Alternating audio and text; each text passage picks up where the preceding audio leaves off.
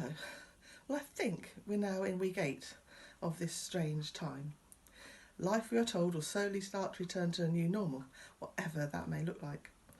It's still a bit of a confusing time and still an anxious time for many, and I think we're now desperate to see friends and family, but even more desperate to keep everyone safe.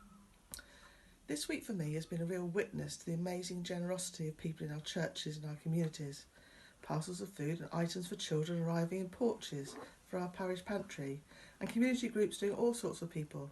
Lots of different groups of people working together and helping each other. And there is now an air of optimism around us as people have time to think about how we might build a better future.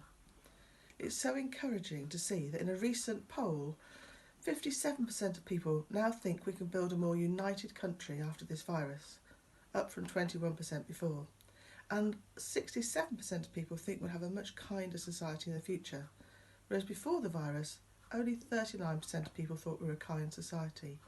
So there's a lot to be optimistic about. Surely we all want a better future now, a world that is kinder to the planet, kinder to each other. We want all people to thrive and be fulfilled. And I think we all want to leave a better world for the next generation.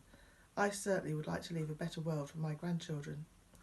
And in this time of lockdown, priorities have shifted. Lives are now visibly more important than the economy. The NHS are now our heroes and seem to be given unlimited amounts of money.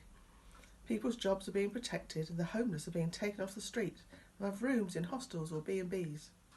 Signs of change and hope. And each week we seem to have more and more people saying thank you by clapping.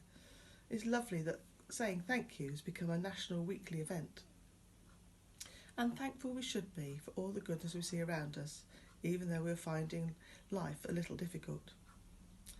When Jesus died and rose again over 2,000 years ago, the world was turned upside down. What happened then seemed impossible, and yet it was true. How could the wickedness of people who put Jesus to death on a cross turn into amazing hope for the future? As I say, it seemed impossible, but it wasn't. Jesus' death then became a source of a new, kind and compassionate way of life. People saw the world and their lives in a completely new light, and that is what we can pray will happen now. And Jesus left us a blueprint of a good way to live. He showed us a life free from the need of possessions, but rich in love. He showed us how to be kind to those most in need.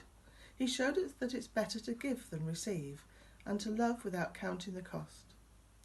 He came to show us that far from God being someone who judged us, God's love for us is so great that he sent Jesus to die for us, to bring a new way of life, a life of unconditional love for everyone.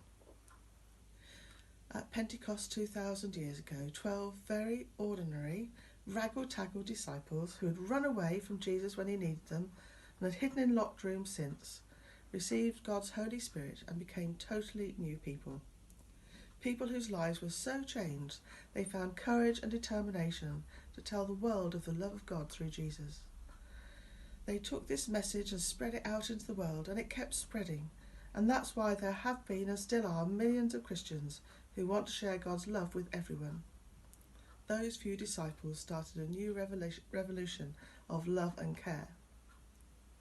We too, in this time of new opportunity, can also be part of a new revolution of love, compassion, kindness and care, bringing hope to our communities and the world for the future. So my prayer for us all this week is that we can listen and discern the part each one of us has to play in this new revolution. Meanwhile, may God bless you and protect you and all those you love. Amen.